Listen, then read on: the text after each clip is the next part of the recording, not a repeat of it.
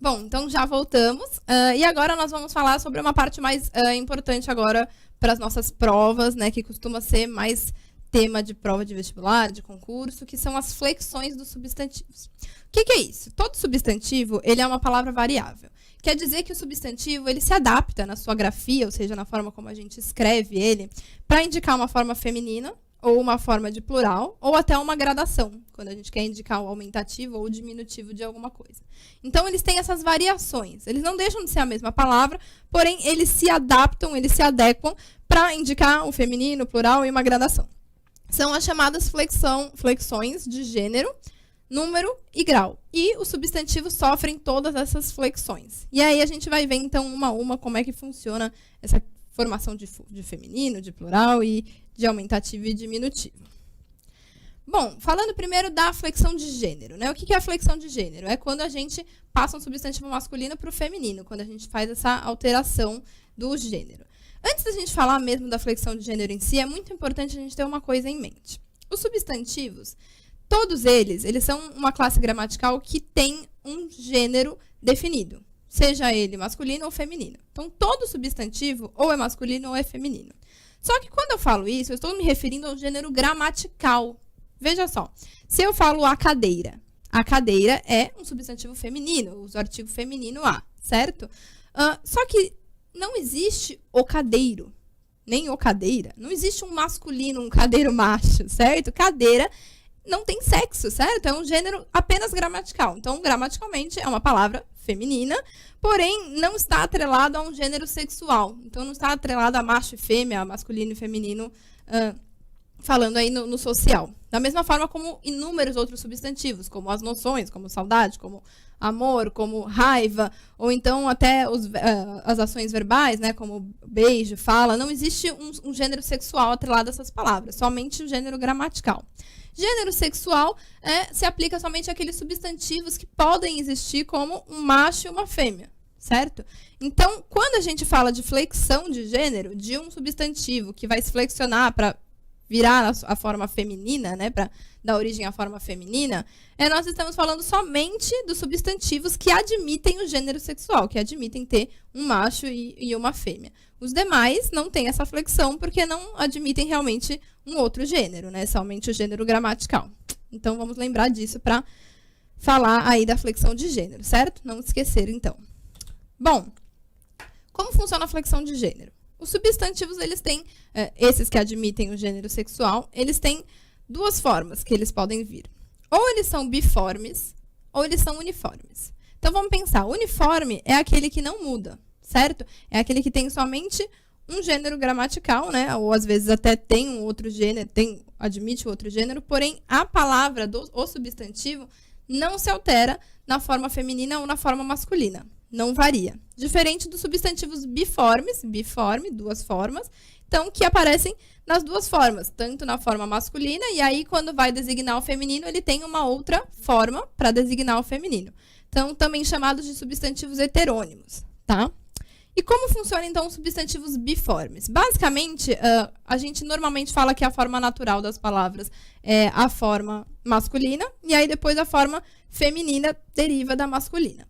E como é que a gente forma o feminino a partir do masculino? Tem dois jeitos de fazer isso. O primeiro é mais complexo, porque é quando a forma feminina ela não tem nenhuma ligação com a forma masculina. Ou seja, os radicais, né, que é a base de significado da palavra, são completamente diferentes. Eles não é uma derivação da forma masculina, mas sim palavras totalmente distintas. Então, por exemplo, aqui eu coloquei alguns exemplos, como bode e cabra, tem outros como também carneiro e ovelha, aí tem aqui genro e nora, tem, por exemplo, padre e freira, frei e soror, palavras que não têm nada a ver. E não tem uma regra, claro, para a gente saber. O ideal é que vocês deem uma olhada e memorizem aqueles principais que a gente costuma ver nas provas, né? E para a gente ter mais ou menos uma boa ideia de como funcionam esses pares de substantivos aí que não tem essa ligação pelo radical. Só que um que eu gostaria de reforçar aqui, que eu acho importante a gente falar, é essa questão do cavalheiro e da dama, que as pessoas confundem muito com cavaleiro sem o H. Cavalheiro com o H é o masculino de dama, que é aquela pessoa bem educada, né? Aquela pessoa de bons costumes e tudo mais, e que a gente faz o feminino com dama. O cavaleiro, sem esse H, então, cavaleiro, né? Não cavalheiro, é o masculino de Amazonas, né? Que já é aquela pessoa guerreira ali, que cavalga, enfim. É totalmente diferente de cavaleiro e dama. Então, não fazer essa confusão. Cavalheiro com H, masculino de dama, e cavaleiro, sem H, masculino de Amazonas, ok? Bom, e a outra forma da gente transformar um substantivo masculino em feminino seria realmente pela derivação do radical masculino. Então, a gente tem a forma natural da palavra no masculino, aí há uma derivação de você trocar a desinência masculina por uma desinência feminina e formar o feminino da palavra. Lembrando aí, para quem não assistiu a aula sobre estrutura das palavras, voltar lá, dar uma olhadinha, porque a gente fala melhor do que é desinência, como funciona, tá? Pra gente lembrar. Então, a desinência de feminino mais comum é a desinência a letra A. Normalmente, a gente forma o feminino assim, trocando a desinência O, que é a desinência de masculino, pela letra A. Então, por exemplo, quando eu falo gato e gata, ou porco e porca, né? Mas existem outras formas, como eu coloquei aqui. Uma das mais pedidas, normalmente, são as palavras masculinas que terminam em ão. Que aí elas podem virar um feminino que termina em o, aqui como patrão e patroa, né? Ou então que termina em ã, como artesão e artesã, ou que termina em ona também, né? Bom, e é assim que a gente forma, então, os femininos das palavras. Ou totalmente desconectado do radical masculino, palavras distintas, ou então como derivação da palavra masculina, trocando aí uma desinência feminina por uma desinência masculina por uma desinência feminina, ok? Certo. Bom, e o que a gente costuma ter mais incidência aí nas provas, então, são substantivos uniformes, para ver se a gente conhece aí o nome das palavras, né? O que seriam esses substantivos, o que é um epiceno, por exemplo, o que é um comum de dois gêneros. Então, são 3 tipos de substantivos uniformes. A gente tem 3 tipos de substantivos que simplesmente não variam em gênero, né? Então, mantém-se o mesmo substantivo, a mesma palavra, para a forma masculina ou feminina. E o primeiro deles é o substantivo dito epiceno. O que é um substantivo epiceno? O substantivo epiceno ele só se aplica a espécies de animais e de plantas, tá? Não se aplica a nenhum substantivo que faça referência a ser humano, é somente animal e planta. E é o tipo de substantivo que não admite 2 gêneros gramaticais. Ele tem um único gênero gramatical. Ou ele só é feminino, ou ele só é masculino. Então, eu botei aqui o exemplo do crocodilo. Por exemplo, o crocodilo é sempre o crocodilo. Não existe a crocodilo, nem a crocodila. É sempre o crocodilo. O contrário, a gente tem em borboleta, que é sempre a borboleta. É sempre o gênero gramatical feminino. E também para a espécie de planta, como a samambaia, que também é sempre feminino, certo? A gente tem muitos casos assim de animais e de plantas, principalmente. E como é que a gente faz quando a gente quer determinar o gênero sexual desse substantivo, né? Se é um macho ou uma fêmea. Justamente usando as palavras macho e fêmea depois do substantivo. Então, se eu quero falar que um crocodilo é macho, eu falo crocodilo e junto a palavra macho. Se for fêmea, crocodilo, fêmea. E é assim que eu faço a designação do gênero sexual do animal ou da planta quando é necessário. Então, esses substantivos que se aplicam a plantas e animais, epicenos. E muito parecido com os epicenos são os sobrecomuns. Os sobrecomuns é basicamente a mesma coisa, só que em vez de se aplicar a animal e planta, se aplica aos substantivos que fazem referência a nós, seres humanos. Então, nesse caso, se referem a pessoas, mas a palavra também só tem um gênero gramatical, que é o caso, por exemplo, de indivíduo. É sempre masculino, é sempre o indivíduo. Ou a criança, que é sempre a criança, é sempre feminino.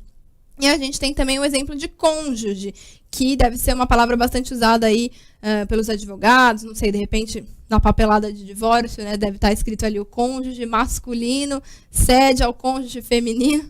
Não sei porque eu não sou advogada. Mas advogado que gosta dessas palavras, né? Cônjuge, enfim. São palavras que só tem um gênero gramatical. E se a gente precisa falar se é homem ou se é mulher, a gente usa, então, em vez de macho e fêmea, as palavras masculino e feminino. Então, se eu quero falar do marido, eu falo cônjuge masculino. Ou da mulher, o cônjuge feminino. É muito semelhante ao epiceno, só que a gente só troca aí a palavra macho e fêmea pela palavra masculino e feminino para se referir a nós, seres humanos. E por fim, a gente tem os chamados substantivos comuns de 2 gêneros. O que quer dizer isso? Vamos analisar aí a palavra. Comuns, porque só tem uma forma. Então, é uma forma de escrita comum do substantivo, tanto para o masculino quanto para o feminino. Mas de 2 gêneros, quer dizer que existem 2 gêneros gramaticais, certo? Porque são 2 gêneros. Então, a palavra admite 2 gêneros gramaticais. Ela faz uma mudança aí no gênero quando se refere ao masculino ou ao feminino, né, no gênero sexual. Porém, o substantivo em si, ele não varia. Ele é uma forma comum para os 2 gêneros. E como que, então, eu vou determinar esse gênero gramatical? Usando uma outra palavra junto. Por exemplo, no caso do detetive. Se eu quero falar de um detetive homem, eu uso um artigo masculino, ou um pronome masculino, ou um adjetivo masculino que venha junto da palavra detetive e me possibilite mostrar que eu estou falando de um detetive homem. Então, o detetive, e se eu quiser falar de uma detetive mulher, a detetive. Então, o artigo que vem acompanhando esse substantivo é quem vai indicar se o gênero é masculino ou feminino. A mesma coisa com os adjetivos. Então, aqui, pianista dedicado é um pianista homem, ou pianista dedicada é uma pianista mulher. Então, pelo adjetivo, você consegue fazer a identificação do gênero, se é masculino ou feminino. Então, basicamente, o que a gente tem é uma palavra que não muda, que não varia, uma palavra comum, porém que admite os 2 gêneros gramaticais, e a gente faz isso usando aí ou o artigo ou alguma outra palavra como pronome, numeral e adjetivo que possa mostrar isso, certo? Bom, só para a gente terminar então essa parte de gênero, eu tenho aqui uma outra questão que são os substantivos de gênero vacilante. Nesse caso, gente, esse substantivo de gênero vacilante, voltando ali no começo, são os substantivos que têm o gênero gramatical, mas que não admitem o gênero sexual. Ou seja, que não existe um macho e fêmea, é somente um gênero gramatical mesmo, né? Não existe uma mulher e um homem. Então, nessas palavras, que a gente chama de gênero vacilante, o que é isso? São substantivos de gênero gramatical duvidoso, que a gente se confunde muito e que às vezes podem até ser usados das 2 formas. Então, por exemplo, um exemplo clássico é diabetes, né? Que tanto eu posso falar o diabetes, quanto eu posso falar a diabetes. Porém, essas formas que eu coloquei aqui são as formas preferenciais, que a gente deve dar preferência. Então, sempre fala o aneurisma, o diabetes, o dó, o guaraná e no feminino, a dinamite, a alface, que a gente sempre fala o alface, né? Mas seria a alface, a libido e a cólera, de raiva, né? Que é quando a gente está com raiva mesmo, é a cólera. A doença cólera, que é uma doença causada por um protozoário, né, se não me engano, ela já pode ser usada ou cólera ou a cólera, e é meio que tanto faz. E a gente tem outras palavras também, por exemplo, suéter, pode ser o suéter ou a suéter, que também a gente aceita da mesma forma. Nesse caso, embora eles tenham um gênero vacilante, até se costume aceitar os 2 gêneros para essas palavras que eu coloquei aqui, as formas aqui que estão listadas aqui na coluna da esquerda, o masculino, e na da direita, o feminino, são as formas preferenciais que a gente deve procurar usar. Tá certo? Bom, isso então encerra essa parte da flexão de gênero. A gente entendeu como é que a gente forma os femininos das palavras, né, e daqueles substantivos que não têm uma forma feminina, mas admitem aí um gênero sexual, como é que a gente faz para diferenciar. E agora a gente vai olhar para outra parte que eu acho que é até mais importante, que costuma ser muito pedida nos exercícios, que são as flexões de número, né? A flexão de número que é para indicar o plural de um substantivo. Bom, a desinência que indica o plural mais comum que a gente usa é a letra S, que a gente usa para indicar o plural de alguma coisa. Então, a maioria dos substantivos forma plural, acrescentando a letra S no final. Por exemplo, a alface que a gente acabou de falar, alfaces, né? Pontapé, pontapés, né? O que mais? Cabelo, cabelos, e assim por diante. Só que existem algumas outras palavras que a gente tem que fazer uma mudancinha, como, por exemplo, colocar um ES, ou então colocar o L vira S direto, e vira IS, enfim.